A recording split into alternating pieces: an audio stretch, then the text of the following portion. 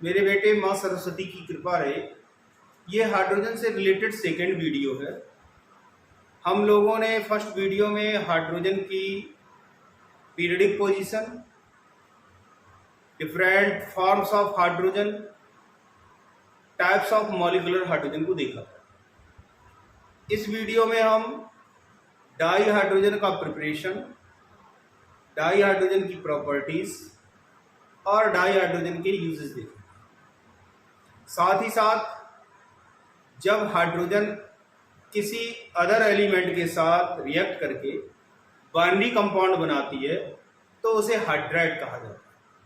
तो हम इसमें हाइड्राइड्स को भी देखेंगे। तो चलो स्टार्ट करते हैं और सबसे पहले देखते हैं प्रिपरेशन ऑफ डाई हाइड्रोजन।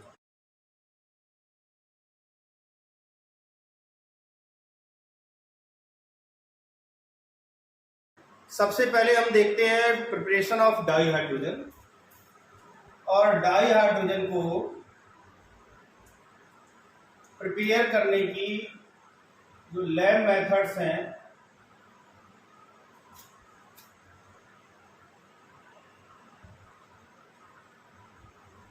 उसमें फर्स्ट मेथड है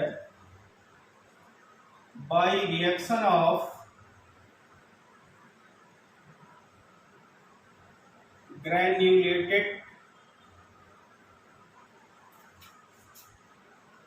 zinc with dilute acid like HCl। तो हम क्या करते हैं, ग्रेन्युलेटेड जिंक, दानेदार जिंक की रिएक्शन कराते हैं dilute HCl के साथ। Zn reacts with acid to convert into zinc cation and hydrogen।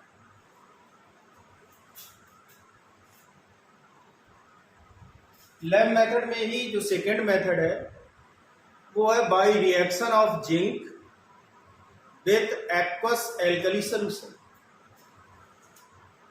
By reaction of zinc with aqueous alkali solution।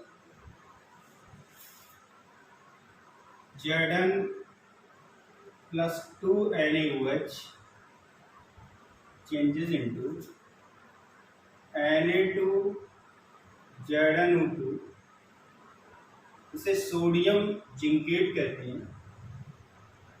और साथ ही साथ हाइड्रोजन। डाई हाइड्रोजन को प्रिपेयर करने की जो कॉमर्शियल मेथड्स हैं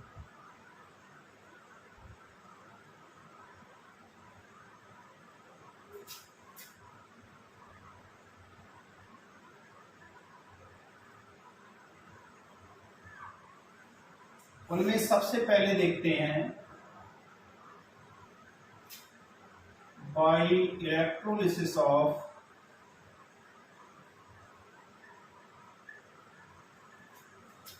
water.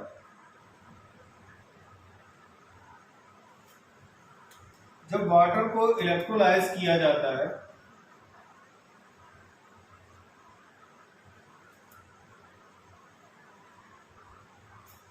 in presence of platinum electrodes, भाई platinum electrode का यूज करेंगे इलेक्ट्रोलिसिस के लिए। और थोड़ी सी अमाउंट एसिड या बेस की उसमें मिला दें तो हमको हाइड्रोजन और ऑक्सीजन मिलती है।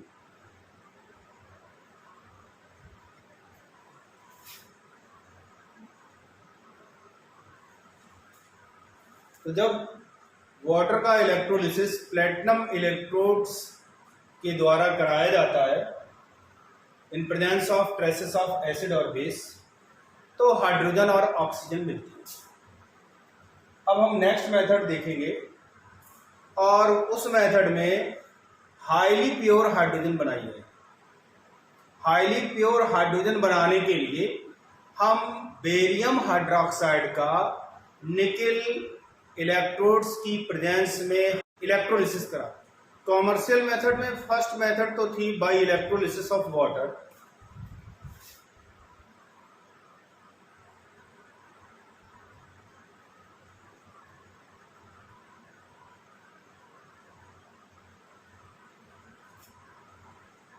और जो सेकेंड है वो है by electrolysis of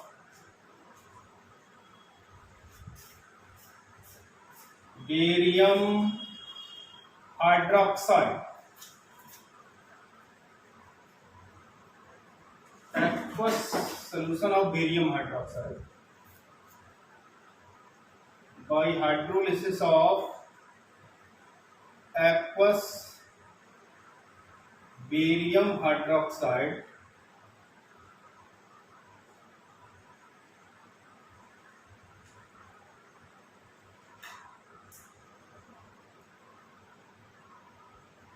solution।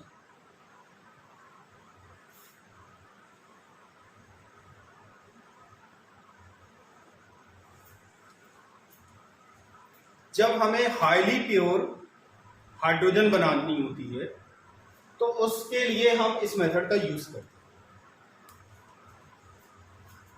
Highly pure hydrogen greater than 99.95% can be prepared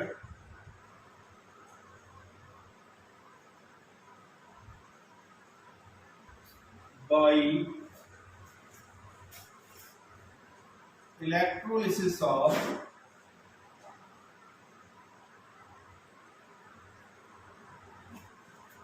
barium hydroxide, electrolysis of aqueous barium hydroxide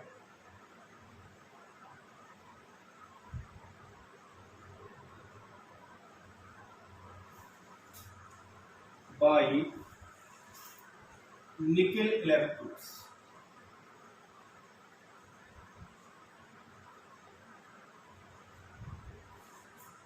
nickel electrodes के द्वारा एक्वस बेरियम हाइड्रोक्साइड का जब इलेक्ट्रोलिसिस किया जाता है तो हाईली प्योर हाइड्रोजन मिलती है। ये बात ध्यान देने वाली है कि ये मेथड हाईली प्योर हाइड्रोजन को बनाने के लिए है। एनोड पर जो रिएक्शन होगा वो देखेंगे और कैथोड पर रिएक्शन देखेंगे। एनोड पर हाइड्रॉक्सिल आयन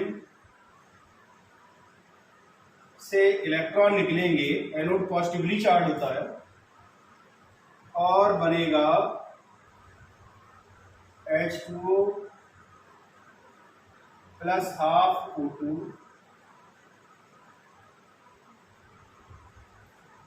प्लस इलेक्ट्रॉन्स। और कैथोड पर वाटर का रिडक्शन होगा, इससे हाइड्रॉक्सिल आयंस बनेंगे और साथ ही साथ डाई हाइड्रोजन निकलेंगे। तो ये तो रहा by electrolysis of aqueous barium hydroxide solution. अब हम देखेंगे by electrolysis of brine solution. Di hydrogen को प्रिपेयर करने का थर्ड कॉमर्शियल मेथड है by electrolysis of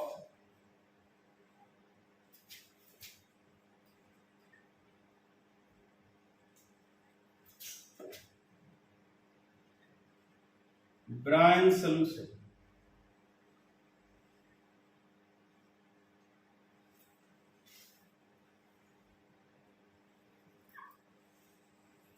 sodium chloride का कंसंट्रेटेड सोल्यूशन ब्राइन सोल्यूशन कहलाता है, और इससे जब हम सोडियम हाइड्रोक्साइड को प्रिपेयर करते हैं तो उस समय हाइड्रोजन और क्लोरीन दोनों ही बाई प्रोडक्ट की तरह मिलते हैं।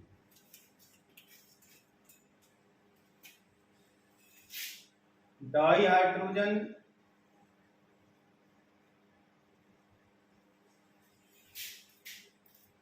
and chlorine are obtained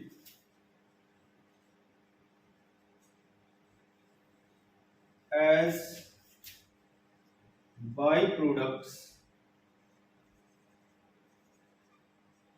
during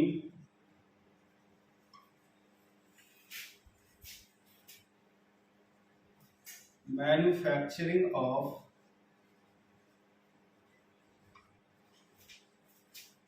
sodium hydroxide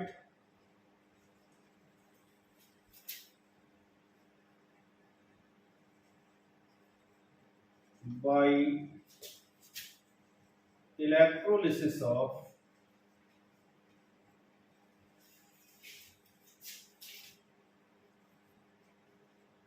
brine solution.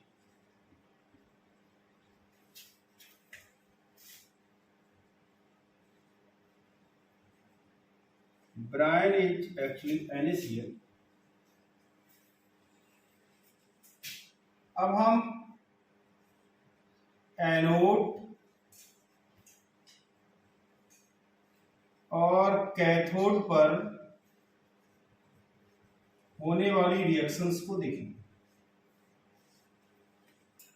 Anode positively charge होता है, इसलिए इस पर क्लोराइड आयंस का ऑक्सीडेशन होगा और क्लोरीन बनेगी। कैथोड पर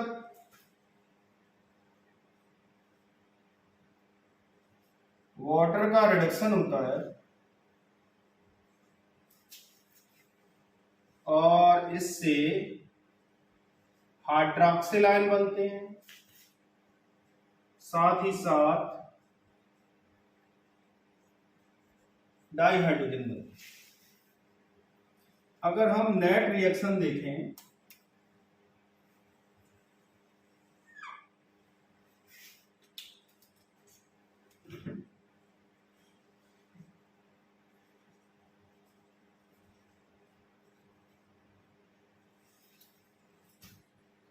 तो ब्राइन सोल्यूशन में Na+ आयंस होंगे, Cl- आयंस होंगे और H2O होगा, और जो चीज मिलेगी एक तो हो जाएगा हाइड्रोजन गैस, दूसरा हो जाएगी क्लोरीन गैस,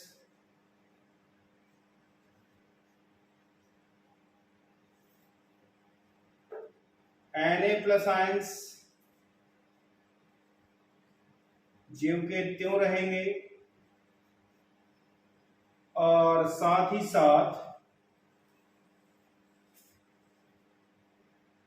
OH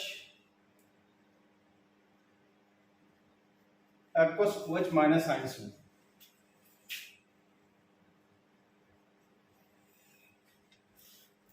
तो इस तरह हमने by electrolysis of brine solution से हाइड्रोजन कैसे प्रिपेयर की जाती है वो देखा। अब हम नेक्स्ट कॉमर्शियल मेथड देखेंगे और वो है by water gas. Die hydrogen को प्रिपेयर करने का फोर्थ कॉमर्शियल मेथड है फ्रॉम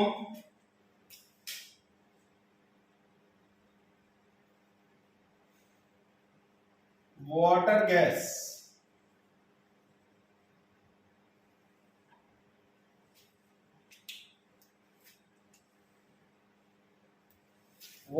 प्रिपेयर करने के लिए हम हाइड्रोकार्बन का रिएक्शन कराते हैं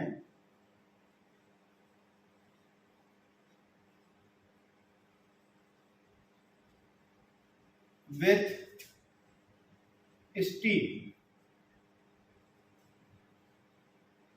जब हाइड्रोकार्बन स्टीम के साथ रिएक्ट करता है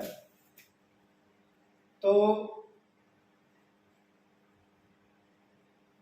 एक तो मिलती है कार्बन मोनोऑक्साइड, साथ ही साथ हाइड्रोजन मिलती है। कार्बन मोनोऑक्साइड और हाइड्रोजन का जो मिक्सचर होता है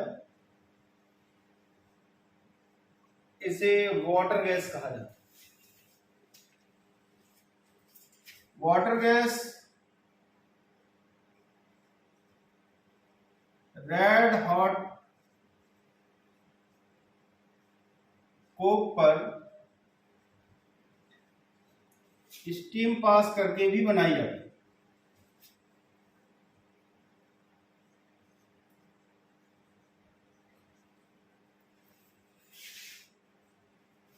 वाटर गैस का यूज मीथेनॉल की सिंथेसिस में होता है, इसलिए इसे सिंथेसिस गैस या सिन गैस भी कहते हैं। Water gas is used in synthesis of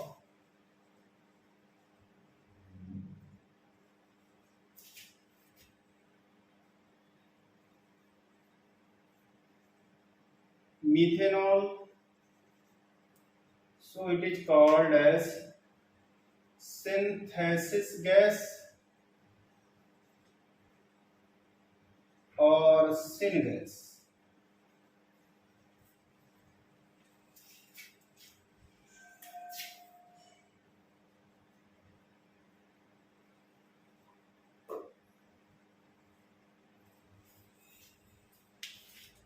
water gas को जब कोक से, रेड हॉट कोक से बनाया जाता है तो इसको कोल गैसिफिकेशन कहते हैं।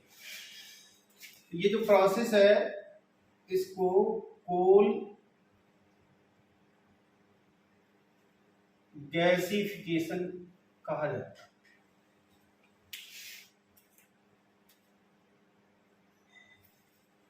Water gas actually carbon monoxide और हाइड्रोजन का मिक्सचर है। कार्बन मोनोऑक्साइड का बॉइलिंग पॉइंट ज्यादा होता है और हाइड्रोजन का बॉइलिंग पॉइंट कम होता है। तो जब इस मिक्सचर को ठंडा किया जाता है, कार्बन मोनोऑक्साइड लिक्विड फॉर्म में आ जाती है, या ये कहें पहले लिक्विफाई होती है, और इस तरीके से हाइड्रोजन मिलती है। boiling point of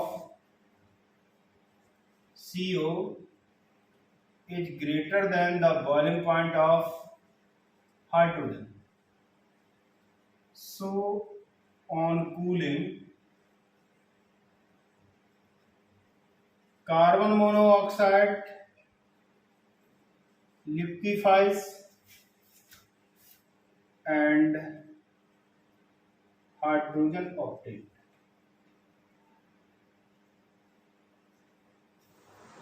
अब हम इसे एक बार फिर देखेंगे। Water gas is obtained by reaction of steam with hydrocarbon और रेड हॉट कोक। हाइड्रोकार्बन का रिएक्शन स्टीम के साथ करा तो वाटर गैस मिलेगी, या कोक का स्टीम के साथ रिएक्शन कराया जाए तो वाटर गैस मिलेगी। Mixture of CO and H2 is known as water gas. और जो ये मिक्सचर होगा इससे हमें CO को सेपरेट करना होगा। तो CO का बॉइलिंग पॉइंट ज्यादा होता है in comparison to the boiling point of hydrogen. जैसे ही इसे कूल करेंगे CO लिक्विफाई हो जाएगी और हाइड्रोजन मिलेगी। The boiling point of CO is greater than that of hydrogen. So on cooling, CO liquefies, leaving the hydrogen gas. Mixture of CO and H2 is called water gas. It is used for synthesis of methanol.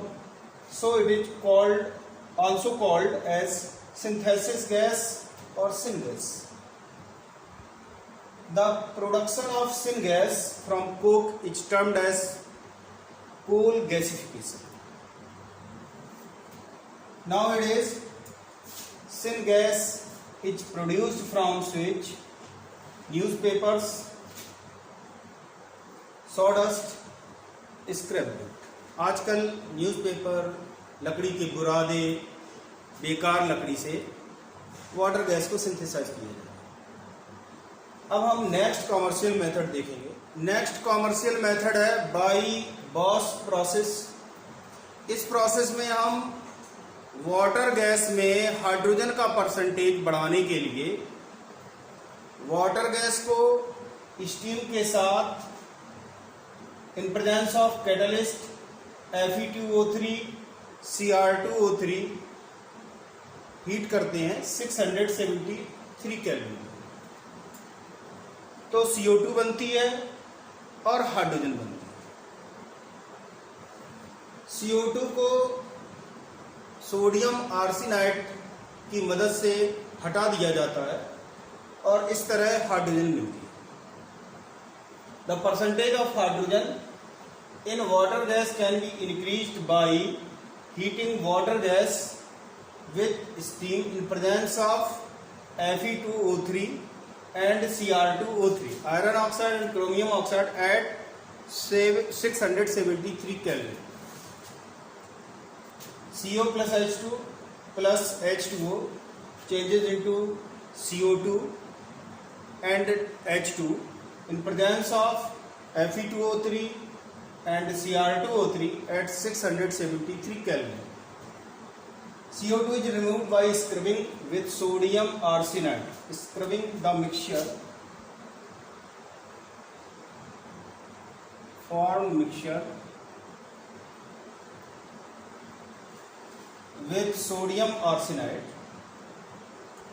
The process is also known as water gas shift reaction. इस process को water gas shift reaction ही कहते हैं। ये तो रहा preparation of di hydrogen. अब हम देखेंगे properties of di hydrogen.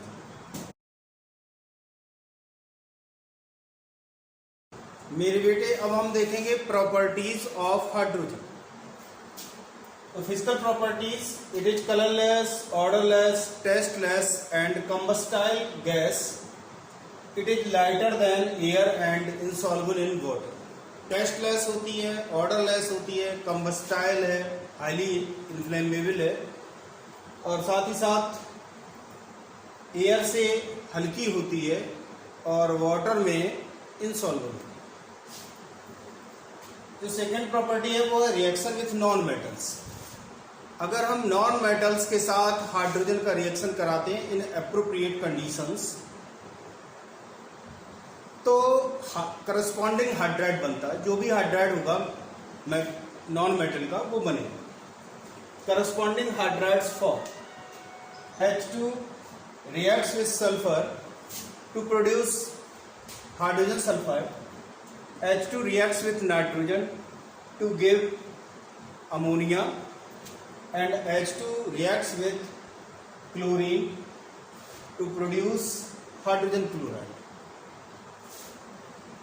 Next property है रिएक्शन विथ मेटल्स। मेटल के साथ हाइड्रोजन रिएक्ट करके करस्पॉन्डिंग हाइड्राइड बनाता है। जैसे सोडियम के साथ रिएक्शन होगी तो सोडियम हाइड्राइड बनेगा और जब कैल्शियम के साथ रिएक्शन होगी तो कैल्शियम हाइड्राइड बनेगा। अब हम कुछ प्रॉपर्टीज और देखें। नेक्स्ट प्रॉपर्टी है reduction of metal cations and metal oxides. Hydrogen metal cations और मेटल ऑक्साइड्स को करस्पॉन्डिंग मेटल में रिड्यूस कर देते हैं। पैलेडियम कैटायन को पैलेडियम में रिड्यूस कर देती है और कोई भी मेटल का ऑक्साइड है उसे मेटल में रिड्यूस कर देते हैं। नेक्स्ट प्रॉपर्टी है हाइड्रोजनेशन। कॉमर्शियल इंपॉर्टेंस के बहुत सारे प्रोडक्ट्स हाइड्रोजनेशन से बनाए जाते हैं, जैसे वेजिटेबल ऑयल का जब हाइड्रोजनेशन किया जाता है इन प्रेजेंस ऑफ निकेल तो फैट बनता है, इसे वेजिटेबल घी भी कह सकते हैं। और कार्बन मोनोऑक्साइड हाइड्रोजन के साथ रिएक्ट करती है in presence of cobalt to form methanol.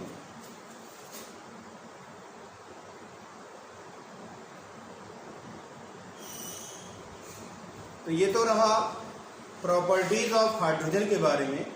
अब हम देखेंगे एप्लीकेशंस ऑफ डाईहाइड्रोजन। मेरे बेटे अब हम देखेंगे एप्लीकेशंस और यूजेस ऑफ डाईहाइड्रोजन। हाइड्रोजन का जो सबसे बड़ा यूज है वो अमोनिया की सिंथेसिस में है। Largest single use of hydrogen is in synthesis of ammonia, in synthesis of fat from vegetable oil. Vegetable oil से फैट बनाने में मैंने पहले रिएक्शन बताया था आपको। In manufacturing of methanol, varnishes, petrol, HCl, hydrogen chloride, metal hydrides etcetera. Methanol, varnish, petrol, hydrogen chloride, metal hydrides, इनकी सिंथेसिस में इसका यूज होता है। इसका यूज रिड्यूसिंग एजेंट की तरह भी किया जाता है, रिड्यूसिंग एजेंट ही होता है। In atomic hydrogen torches and oxy hydrogen torches. Atomic hydrogen torches और ऑक्सी हाइड्रोजन टॉर्चेस का यूज मेटल की कटिंग और वेल्डिंग में किया जाता है और इनमें हाइड्रोजन का यूज किया जाता है। Which find use for cutting and welding of metals. जो नेक्स्ट यूज है वो है in metallurgy to obtain metal by reduction of metal oxide. Metal oxide से मेटल अगर बनानी है तो हम हाइड्रोजन से रिड्यूस करते हैं। In fuel cells generating electricity. Fuel cells में इलेक्ट्रिसिटी जनरेट करने के लिए हाइड्रोजन और ऑक्सीजन का मिक्सचर यूज किया जाता है। आगे आने वाले समय में फ्यूल सेल्स बहुत ज्यादा उपयोगी सिद्ध होंगे। Next is as rocket fuel. इसका यूज रॉकेट फ्यूल की तरह भी किया जाता है। ये तो रहा डाई हाइड्रोजन का प्रिपरेशन, उसकी प्रॉपर्टीज और उसके यूजेस। अब हम देखेंगे हाइड्रोजन के बाइनरी कंपाउंड्स, उन्हें कहा जाता है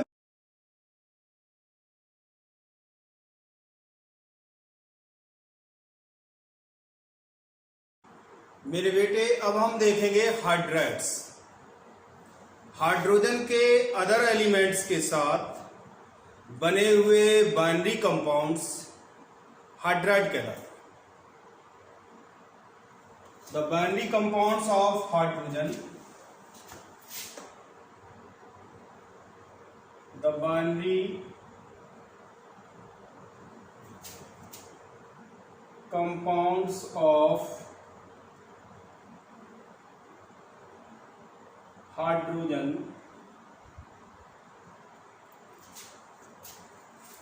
with other elements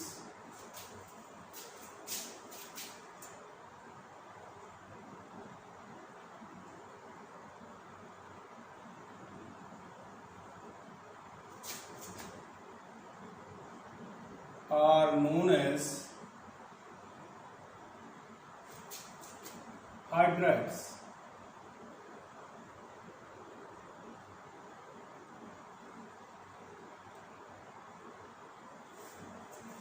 एक साइंटिस्ट थे गिब्स, उन्होंने हाइड्राइड्स को 4 क्लासेस में क्लासिफाई किया।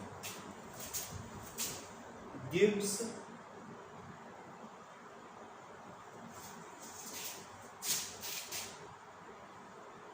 classified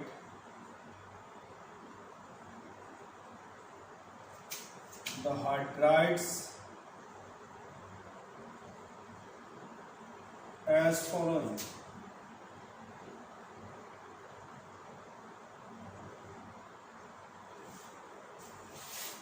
फर्स्ट क्लास जो हाइड्राइड्स का है उसे कहते हैं सैलाइन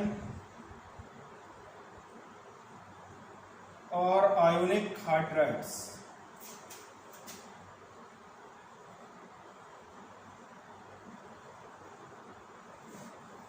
इस तरह के हाइड्राइड एस ब्लॉक एलिमेंट्स से बनाते हैं, form by S block elements. लेकिन एस ब्लॉक में बी और एम जी वो एक दूसरा टाइप होता है, उसे कहते हैं पॉलीमेरिक हाइड्राइड्स। तो जो बी और एम जी है, बेरिलियम और मैग्नीशियम है, वो सैलाइन या आयनिक हाइड्राइड ही बनाते हैं, लेकिन उनमें पॉलीमराइजेशन हो जाता है। एक्सेप्ट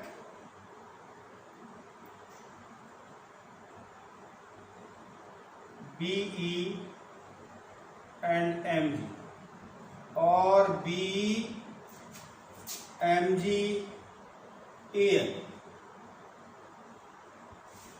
ये पॉलीमेरिक हाइड्राइड बनाते हैं। इनकी इलेक्ट्रोनेगेटिविटी, मतलब जो एलिमेंट जिनकी इलेक्ट्रोनेगेटिविटी 1.4 से 2 के बीच होगी, वो पॉलीमेरिक हाइड्राइड बनाते हैं। Third type of hydride is molecular और कोवैलेंट हाइड्राइड।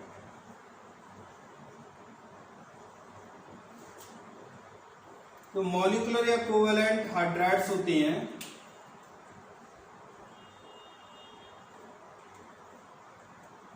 वो पी ब्लॉक के एलिमेंट्स के द्वारा बनाए जाते हैं। P block elements by P block elements. जो फोर्थ क्लास है वो है इंटरस्टिशियल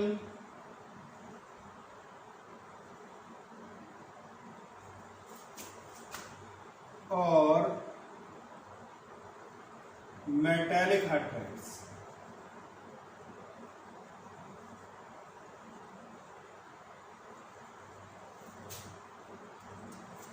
ये हाइड्राइड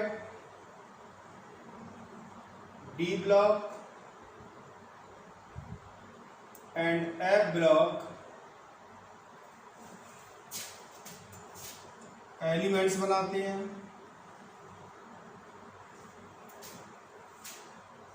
डी ब्लॉक में ग्रुप 6, 7, 8, 9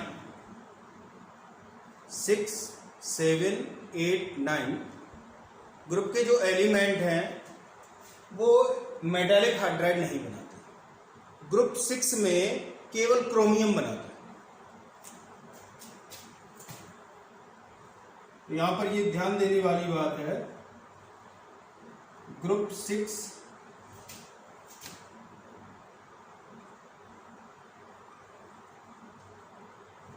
एक्सेप्ट Cr,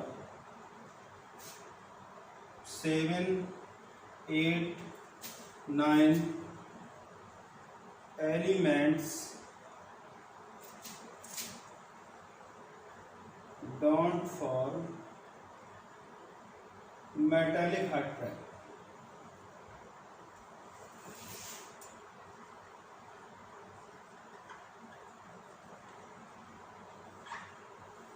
इस तरह हमने देखा कि जो एस ब्लॉक के एलिमेंट्स हैं एक्सेप्ट बेरिलियम एंड मैग्नीशियम, वो बनाते हैं सेलाइन और आयनिक हाइड्राइड। बेरिलियम, मैग्नीशियम, एल्युमिनियम जिनकी इलेक्ट्रोनेगेटिविटी 1.4 से 2 के बीच होती है, वो बनाते हैं polymeric hydrides. P block elements बनाते हैं मॉलिक्यूलर और कोवेलेंट हाइड्राइड्स। डी और एफ ब्लॉक की जो मेटल्स हैं वो बनाती हैं इंटरस्टीटियल और मेटेलिक हाइड्राइड्स। डी ब्लॉक में ग्रुप 6 में केवल क्रोमियम मेटेलिक हाइड्राइड बनाते हैं। बाद बाकी जितने भी एलिमेंट हैं वो नहीं बनाते हैं। ग्रुप 7, 8, 9 का कोई भी एलिमेंट मेटेलिक हाइड्राइड नहीं बनाता। अब हम इन मेटेलिक हाइड्राइड्स के जो क्लास है, classes of different classes of metallic hydrides हैं, उनको एक एक करके पढ़ेंगे।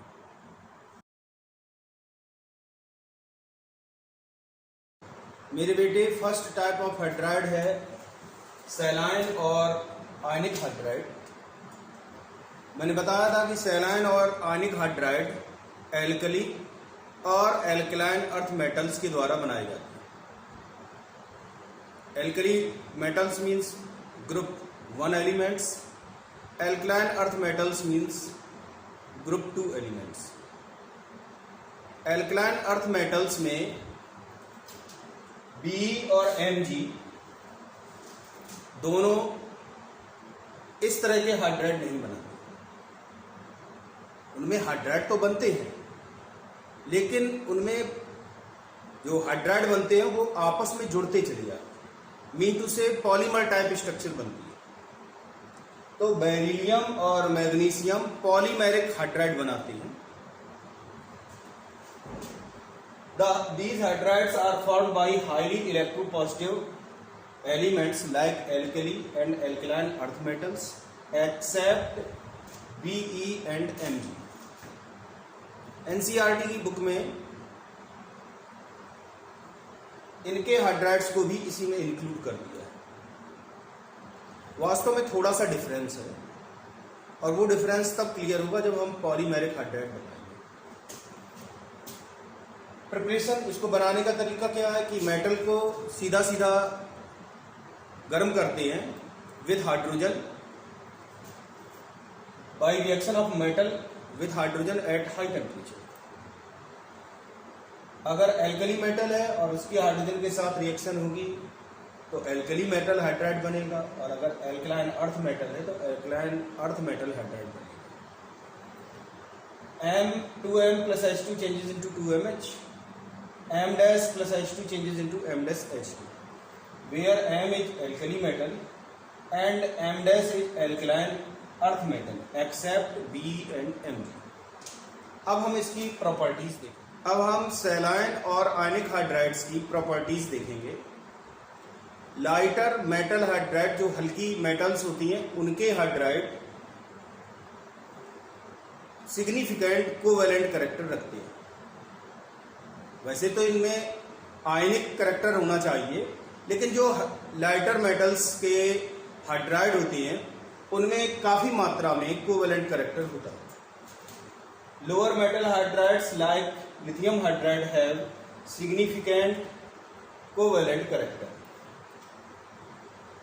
ये हाइड्राइड क्रिस्टलाइन होते हैं, नॉन वॉलेटाइल होते हैं और नॉन कंडक्टिंग होती है इन सॉलिड स्टेट, लेकिन इनके मेल्ट्स कंडक्टिविटी शो करते हैं। However their melts conduct electricity. Soluble in polar solvents, ये सभी आयनिक होते हैं, इसलिए पोलर सॉल्वेंट्स में सॉल्वर होते हैं। React violently with water to give hydrogen, water के साथ रिएक्ट करके बहुत तेजी के साथ रिएक्ट करते हैं और हाइड्रोजन बनाते हैं। 2NaOH, 2NaH plus 2H2O changes into 2NaOH plus H2। Next है लिथियम हाइड्राइड। मॉडरेट टेम्परेचर पर बहुत कम रिएक्टिव होता है, इसलिए इसका यूज अदर मेटल हाइड्राइड्स को प्रिपेयर करने में किया जाता है। Lithium hydride is rather unreactive eight moderate temperature with oxygen and chlorine, so it is used in synthesis of other hydrides. Lithium hydride aluminium chloride के साथ रिएक्ट करके lithium aluminium hydride बनाता है और डाइबोरेन के साथ रिएक्ट करके lithium boron hydride बनाता है। दीज हैव आयनिक स्ट्रक्चर, इनमें आयनिक स्ट्रक्चर होती है। एल्कली मेटल्स के hydrides face centred cubic lattice रखते हैं और एल्कलाइन अर्थ मेटल्स की जो लैटिस होती है वो ऑर्थोरोम्बिक होती है। ये तो रहा सैलाइन और आयनिक हाइड्राइड के बारे में। अब हम देखेंगे polymeric hydrides. Second type hydride कहलाते हैं पॉलीमेरिक और पॉलीसेंट्रिक हाइड्राइड्स। इस प्रकार के हाइड्राइड्स उन एलिमेंट्स के द्वारा बनाए जाते हैं जिनकी इलेक्ट्रोनेगेटिविटी 1.4 से 2 के बीच होती है, जैसे बेरिलियम है, मैग्नीशियम है, एल्युमिनियम है। इस प्रकार के हाइड्राइड में हाइड्रोजन एटम दो मेटल एटम के साथ कनेक्टेड होता है, उसे ब्रिज हाइड्रोजन कहते हैं। Form by elements having electronegativity between 1.4 to 2.0. These have hydrogen atoms connected with two metal atoms known as bridge hydrogen.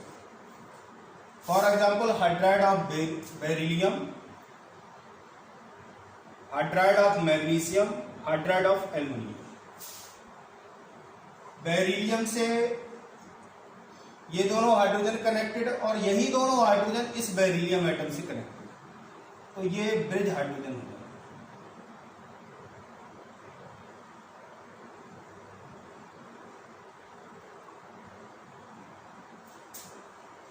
अब हम नेक्स्ट टाइप ऑफ हाइड्राइड देखेंगे और वो है मॉलिक्यूलर हाइड्राइड्स और कोवेलेंट हाइड्राइड्स। अब हम देखेंगे third type hydride, covalent hydrides और मॉलिक्यूलर हाइड्राइड्स। पी ब्लॉक के मोस्टली एलिमेंट्स इस तरह के हाइड्राइड बनाते हैं क्योंकि इनकी इलेक्ट्रोनेगेटिविटी कंपैरेटिवली हाई होती है। These hydrides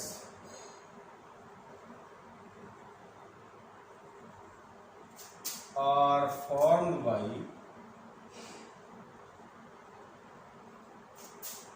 most of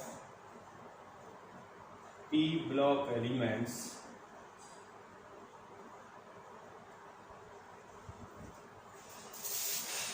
due to high electronegativity.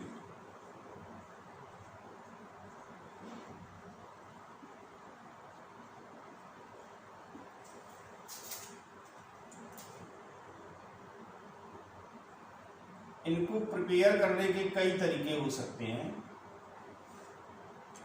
पहला हो सकता है by direct combination of hydrogen at high temperature, by direct combination of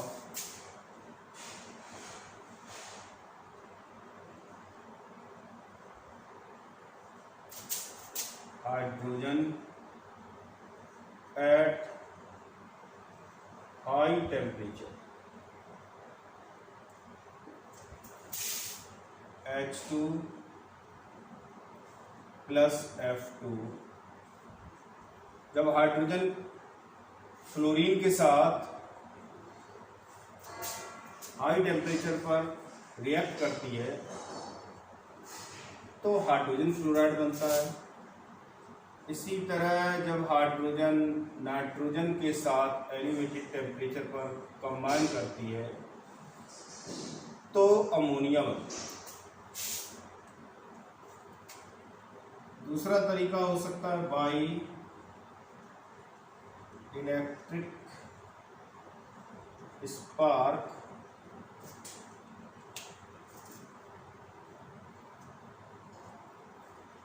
by electric spark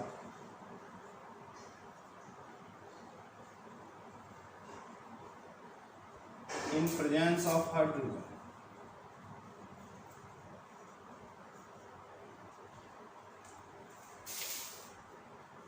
boron और हाइड्रोजन के मिक्सचर में इलेक्ट्रिक स्पार्क क्रिएट करने पर डाइबोरेन मिलता है।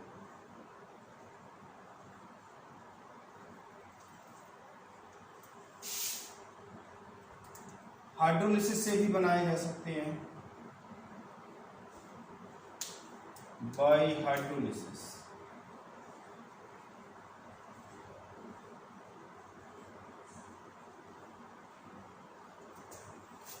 कैल्शियम कार्बाइड का हाइड्रोलिसिस कराने पर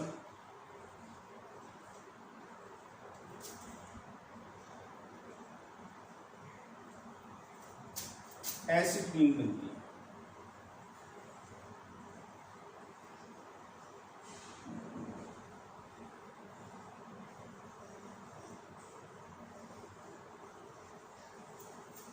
तो ये तो रहा प्रिपरेशन ऑफ कोवैलेंट और molecular hydrides.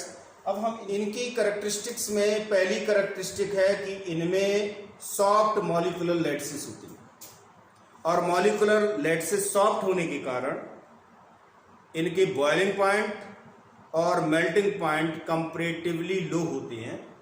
Mean to say these are volatile compounds, these have soft molecular lattices, boiling point and melting points are low, that is these are volatile.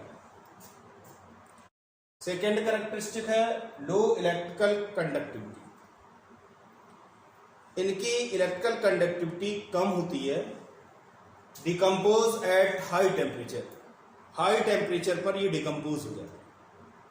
अगर हम मॉलिक्यूलर हाइड्राइड्स को categorise करें तो 3 categories हो सकती हैं। एक तो कहलाते हैं इलेक्ट्रॉन डेफिशिएंट, दूसरे कहलाते हैं इलेक्ट्रॉन प्रिसाइज, और तीसरे कहलाते हैं इलेक्ट्रॉन रिच।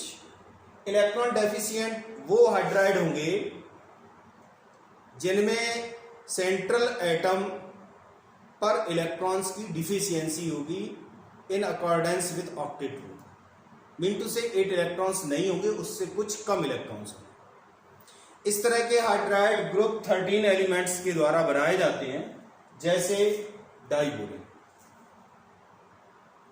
दूसरे हो सकते हैं इलेक्ट्रॉन प्रिसाइज।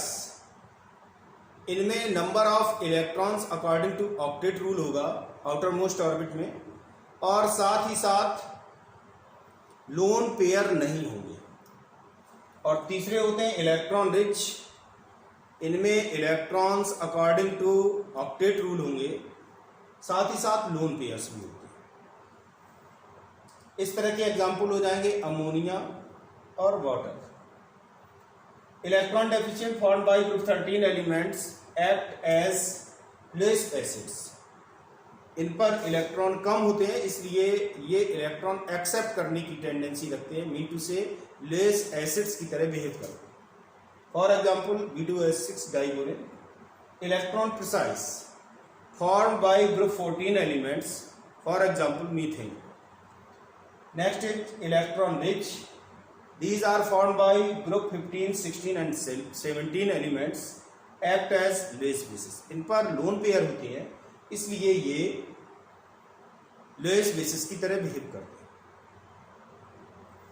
अगर हाइड्राइड में सेंट्रल एटम पर लोन पेयर है और उसकी इलेक्ट्रोनेगेटिविटी ज्यादा है, बहुत ज्यादा होती है, तो वो हाइड्रोजन बॉन्ड फॉर्म करता है। Presence of lone pair on highly electronegative atoms like NOF in hydrides results in formation of hydrogen bonds. ये तो रहा मॉलिक्यूलर और कोवैलेंट हाइड्राइड्स के बारे में। अब हम देखेंगे मेटालिक और interstitial hydride. Next type hydride है मेटालिक और इंटरस्टिशियल हाइड्राइड। इस तरह के हाइड्राइड D और एफ ब्लॉक एलिमेंट्स के द्वारा बनाए जाते हैं। डी ब्लॉक में ग्रुप 6 में केवल क्रोमियम इस तरह का हाइड्राइड बनाता है। ग्रुप 7, 8, 9 का कोई भी एलिमेंट इस तरह के हाइड्राइड नहीं बनाता। These hydrides are formed by D and F block elements. In group 6 only chromium forms metallic hydride. Elements of group 7, 8, 9 don't form metallic hydrides. इनको प्रिपेयर करने के लिए डायरेक्ट कॉम्बिनेशन करा दें हाइड्रोजन का, या फिर कोई ऐसी रिएक्शन चूज करें जिसमें एलिमेंट का इलेक्ट्रोड हो और उस रिएक्शन में हाइड्रोजन इवॉल्व हो। By direct combination of hydrogen by electrolysis reaction in presence of metal electrode evolving hydrogen. जब हाइड्रोजन निकलती है तो वो उसी में जो एटम्स के बीच का स्पेस होता है उसी में धीरे से पहुंच जाती है। और इंटरस्टिशियल स्पेस में जब हाइड्रोजन एटम्स होते हैं तो इसीलिए उन्हें कहा जाता है इंटरस्टिशियल हाइड्राइड्स। अब हम इनकी करैक्टरिस्टिक्स, पहली करैक्टरिस्टिक है these evolve hydrogen on heating. अगर इन्हें गर्म किया जाता है तो हाइड्रोजन निकलती है। हार्ड एंड कंडक्टर, हार्ड होते हैं और कंडक्टर होते हैं। Conduct heat and electricity but are not efficient as parent metal. ये इलेक्ट्रिसिटी और हीट को कंडक्ट करते हैं लेकिन उतना नहीं कर सकते जितना पेरेंट मेटल करती है। ये नॉन स्टोइकियोमेट्रिक होते हैं due to deficiency of hydrogen. For example LaH 2.87, YbH 2.35। Hydrogen की डिफिशियंसी के कारण इनमें नॉन स्टोइकियोमेट्री होती है। प्लेटिनम और पैलेडियम में हाइड्रोजन के एक बड़े वॉल्यूम को ऑक्लूड करने की कैपेसिटी होती है, इसलिए ये हाइड्रोजन को के स्टोरेज और हाइड्रोजन के सोर्स के लिए यूज किए जा सकते हैं। Platinum and palladium can accommodate large volume of hydrogen, so the metals can be used for hydrogen storage. अब हम देखेंगे स्ट्रक्चर ऑफ इंटरस्टिशियल और मेटेलिक। अब हम देखेंगे स्ट्रक्चर ऑफ इंटरस्टिशियल और मेटेलिक हाइड्राइड्स। पहले ये माना जाता था कि हाइड्रोजन मेटल एटम्स के बीच के इंटरस्टिशियल स्पेस में एडजस्ट हो जाती है, जिससे मेटल की लैटिस चेंज नहीं होती। मेटल एटम्स के बीच का स्पेस इंटरस्टिशियल साइट या इंटरस्टिशियल स्पेस कहलाता है। ये हो गया इंटरस्टिशियल स्पेस।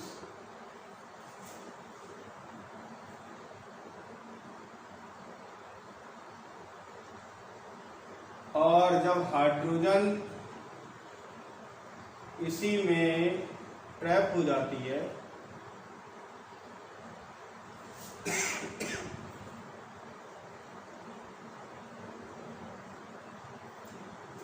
तो इंटरस्टिशियल हाइड्राइड्स बनते हैं। ये मेटल एटम है